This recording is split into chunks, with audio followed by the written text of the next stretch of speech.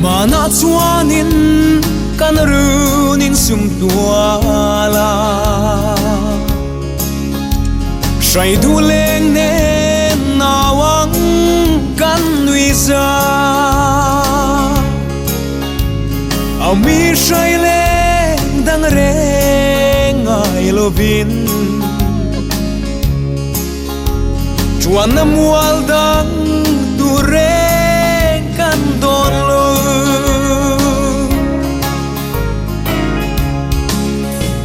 tunai ro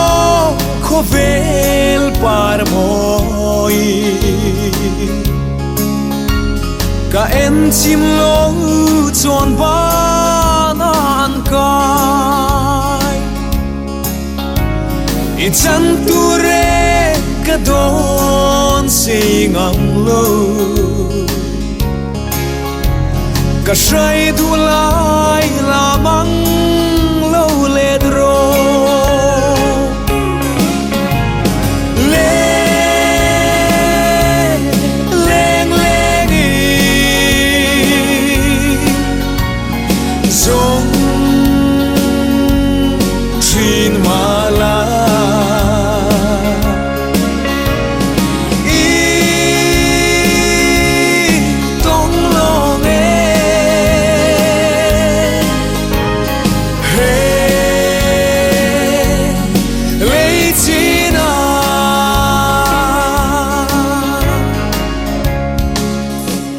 ka shai du lai ken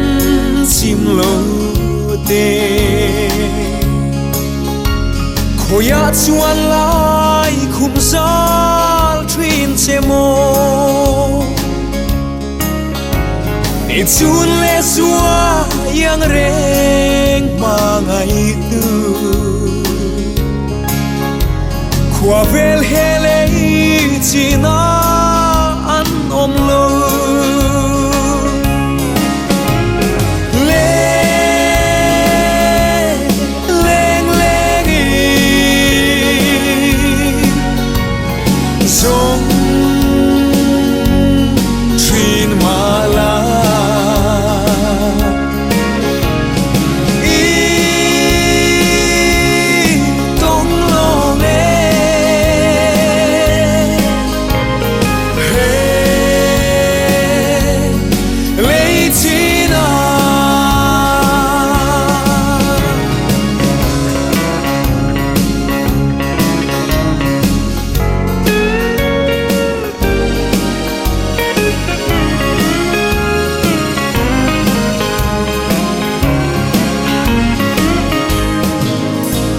lung dam te a zan mu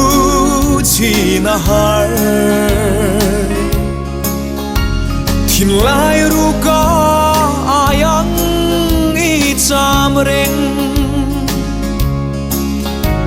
sing nun sual mo